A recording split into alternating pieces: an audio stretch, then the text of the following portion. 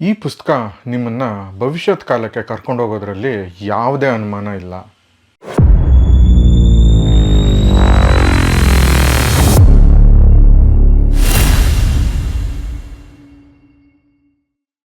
ನಮಸ್ಕಾರ, 64 ಚಾನೆಲ್ಗೆ ಸ್ವಾಗತ. ನಾನು ಚಂದನ್. ಕಾಲದಲ್ಲಿ ಚಲಿಸೋದು ಅಥವಾ ಟೈಮ್ ಟ್ರಾವೆಲಿಂಗು ಈ ಟಾಪಿಕ್ಕು ನಮಗೆ ಹೊಸದೇನೂ ಅಲ್ಲ. ಫೋರ್ತ್ ಡೈಮೆನ್ಷನ್ನು, ವಾರ್ಮ್ ವೋಲು, ಮಲ್ಟಿವರ್ಸು ಈ ಥರ ಹಲವಾರು ಕಾನ್ಸೆಪ್ಟ್ಗಳು ಟೈಮ್ ಟ್ರಾವೆಲಿಂಗ್ ಜೊತೆ ಲಿಂಕ್ ಆಗಿದೆ. ಅನು ಶೆಟ್ಟಿ ಅವರ ನಾನು ನನ್ನೊಳಗಿನ ಕೈದಿ ಪುಸ್ತಕನೂ ಕೂಡ ಟೈಮ್ ಟ್ರಾವೆಲಿಂಗ್ ಮೇಲೇ ಇದೆ. ಆದರೆ ನಿಜವಾಗ್ಲೂ ಟೈಮ್ ಟ್ರಾವೆಲ್ ಮಾಡಿರೋ ವ್ಯಕ್ತಿನ ನಾವ್ಯಾರೂ ಮೀಟ್ ಮಾಡಿರೋದಕ್ಕೆ ಸಾಧ್ಯ ಇಲ್ಲ. ಟೈಮ್ ಟ್ರಾವೆಲಿಂಗ್ ಮೇಲೆ ಬರೆದಿರೋ ಮೊದಲನೇ ಪುಸ್ತಕ ಬಹುಶಃ H.G. ವೆಲ್ಸ್ ಅವರ ದಿ ಟೈಮ್ ಮೆಷಿನ್ ಇರಬೇಕು ಅನಿಸುತ್ತೆ.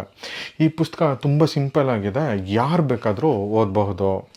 ಇವರ ಈ ಪುಸ್ತಕ ಕನ್ನಡಕ್ಕೂ ಕೂಡ ಟ್ರಾನ್ಸ್ಲೇಟ್ ಆಗಿದೆ. ನಾವು ಓದಿದ ವಿಭಾಗದಲ್ಲಿ ಇವತ್ತು ನಾವು ಪರಿಚಯ ಮಾಡ್ಕೋತಾ ಇರೋ ಪುಸ್ತಕ ಕಾಲನೌಕೆ. ಮೂಲ ಲೇಖಕರು H.G. ವೆಲ್ಸ್, ಕನ್ನಡಕ್ಕೆ ಡಾಕ್ಟರ್ ಕೆ ಪುಟ್ಟಸ್ವಾಮಿ, ಪ್ರಕಾಶಕರು ಪ್ರಗತಿ ಪುಸ್ತಕ, ಪುಟಗಳು 101, ಬೆಲೆ 50 ರೂಪಾಯಿಗಳು, ಜಾನ್ರ ಸೈನ್ಸ್ ಫಿಕ್ಷನ್. ಮೊದಲೇ ಹೇಳಿದ ಹಾಗೆ ಇದೊಂದು ಭಾವಾನುವಾದ. H.G. ವೆಲ್ಸ್ ಅವರ ದಿ ಟೈಮ್ ಮೆಷಿನ್ ಅನ್ನೋ ಪುಸ್ತಕವನ್ನು ಸೂಪರಾಗಿ ಡಾಕ್ಟರ್ ಕೆ ಪುಟ್ಟಸ್ವಾಮಿ ಅವರು ಕನ್ನಡಕ್ಕೆ ಟ್ರಾನ್ಸ್ಲೇಟ್ ಮಾಡಿದ್ದಾರೆ. ಈ ಪುಸ್ತಕದಲ್ಲಿ 3-5 ಪೇಜ್ ಇರೋ ಸುಮಾರು ಚಾಪ್ಟರ್ಸ್ಗಳಿದೆ. ಈಸಿಯಾಗಿ ಓದಿಸ್ಕೊಂಡು ಹೋಗುತ್ತೆ. ಯಾರು ಬೇಕಾದರೂ ಇದನ್ನು ಓದ್ಬೋದು. ಸಣ್ಣ ಮಕ್ಕಳು, ದೊಡ್ಡವರು ಆ ಥರ ಏನೂ ಡಿಫ್ರೆನ್ಷಿಯೇಟ್ ಮಾಡೋ ಹಾಗಿಲ್ಲ, ಎಲ್ಲರೂ ಓದಬಹುದು. ಮತ್ತು ಈ ಪುಸ್ತಕನ ಕೇವಲ 1 ಅವರಲ್ಲಿ ಮುಗಿಸ್ಬಿಡ್ಬಹುದು. ಕತೆ ಶುರುವಾಗೋದು ಈ ಕಥೆಯ ನಾಯಕ ಕಾಲಯಾತ್ರಿಕ ಅವನ ಫ್ರೆಂಡ್ಸಿಗೆ ನಾನೊಂದು ಟೈಮ್ ಮೆಷಿನ್ ಕಂಡುಹಿಡಿದೀನಿ ಅಂತ ಹೇಳ್ತಾನೆ. ಆದರೆ ಅವ್ರ ಫ್ರೆಂಡ್ಸು ಯಾರು ಇದನ್ನು ನಂಬಲ್ಲ. ಸರಿ, ನಾನು ನಿಮಗೆ ಪ್ರೂವ್ ಮಾಡಿ ತೋರಿಸ್ತೀನಿ, 1 ವಾರ ಬಿಟ್ಟು ನನ್ನ ಮೀಟ್ ಮಾಡಿ ಅಂತ ಹೇಳ್ತಾನೆ. ಹೀಗೆ ಟೈಮ್ ಮೆಷಿನಲ್ಲಿ ಬೇರೆ ಒಂದು ಟೈಮ್ಗೆ ಅವನು ಹೊರಡೋದಕ್ಕೆ ರೆಡಿ ಆಗ್ತಾನೆ. ಆ ಮೆಷಿನ್ ಇಟ್ಕೊಂಡು 8,07,201 ಇಸ್ವಿಗೆ ಈ ಕಾಲಯಾತ್ರಿಗ ಹೋಗ್ತಾನೆ. ಅವನಲ್ಲಿ ಹೋದಾಗ ಆಗಿನ ಪ್ರಪಂಚದಲ್ಲಿ ಈಲೈ ಅಂತ ಸಣ್ಣ ಆಕೃತಿ ಇರೋ ಮನುಷ್ಯರು ಇರ್ತಾರೆ. ಅವ್ರ ಜೊತೆ ಇವನು ಬೆರೀತಾನೆ, ಅವ್ರ ಭಾಷೆನ ಕಲ್ತ್ಕೋತಾನೆ, ಅವ್ರ ಜೊತೆ ಮಾತಾಡೋಕ್ಕೆ ಸ್ಟಾರ್ಟ್ ಮಾಡ್ತಾನೆ.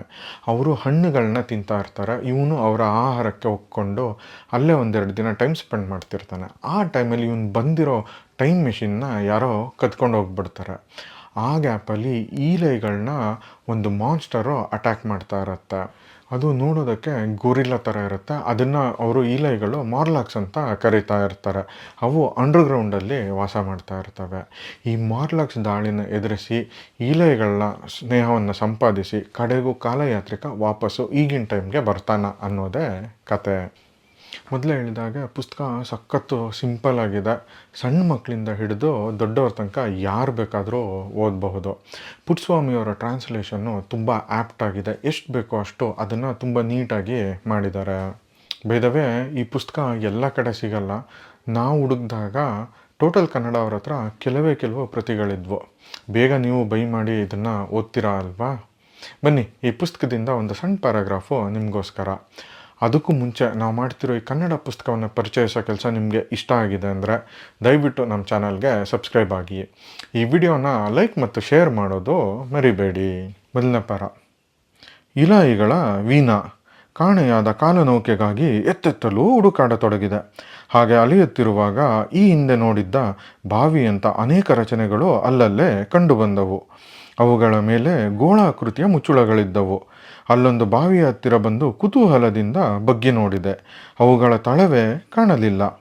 ಆದರೆ ಒಳಗಿನಿಂದ ಯಂತ್ರವೊಂದರಿಂದ ಹೊರಡುವ ವಿಚಿತ್ರವಾದ ದಡ್ ಎಂಬ ಸದ್ದು ಕೇಳಿಬರುತ್ತಿತ್ತು. ಬಾವಿಯ ಅಗಲ ತುಂಬ ಚಿಕ್ಕದಾಗಿತ್ತು. ಆದುದರಿಂದ ಕಾಲನೌಕೆಯನ್ನು ಅದರಲ್ಲಿ ಅಡಗಿಸಿರಲು ಸಾಧ್ಯವೇ ಇರಲಿಲ್ಲ. ಇನ್ನು ಈ ಇಲಾಯಿಗಳನ್ನು ಪ್ರಶ್ನಿಸುವುದು ಅನಗತ್ಯ, ಏಕೆಂದರೆ ನನ್ನ ಪ್ರಶ್ನೆಗೆ ಅವರು ನಗುತ್ತಿದ್ದರಷ್ಟೆ.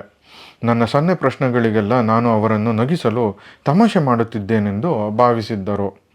ನನ್ನ ಮಾತು ವರ್ತನೆಯನ್ನೆಲ್ಲವನ್ನು ಹಾಸ್ಯಪ್ರಾಸನದಂತೆ ಪರಿಭಾವಿಸುತ್ತಿದ್ದರು. ಅವರನ್ನು ಪ್ರಶ್ನಿಸುವುದು ಕಾಲವ್ಯಯ ಮಾಡಿದಂತೆ ಎಂದು ನಿರ್ಧರಿಸಿ ವಿಚಾರಿಸುವ ಗೋಜಿಗೆ ಹೋಗಲಿಲ್ಲ. ಇನ್ ಕೇಸ್ ಈ ಪುಸ್ತಕನ ನೀವು ಆಲ್ರೆಡಿ ಓದಿದರೆ ನಿಮ್ಮ ಅನಿಸಿಕೆನ ಕಮೆಂಟ್ ಮೂಲಕ ತಿಳಿಸೋದು ಮರಿಬೇಡಿ. ಮುಂದಿನ ವಾರ ಹೊಸ ಪುಸ್ತಕದೊಂದಿಗೆ ನಿಮ್ಮ ಮುಂದೆ ಬರ್ತೀವಿ. ಅಲ್ಲಿಯವರೆಗೂ ಓದಿ ಮರಳಾಗಿ. ವಿಡಿಯೋ ನೋಡಿದ್ದಕ್ಕಾಗಿ ಧನ್ಯವಾದಗಳು. ನಾನು ಚಂದನ್, ಸೈನಿಂಗ್ ಆಫ್.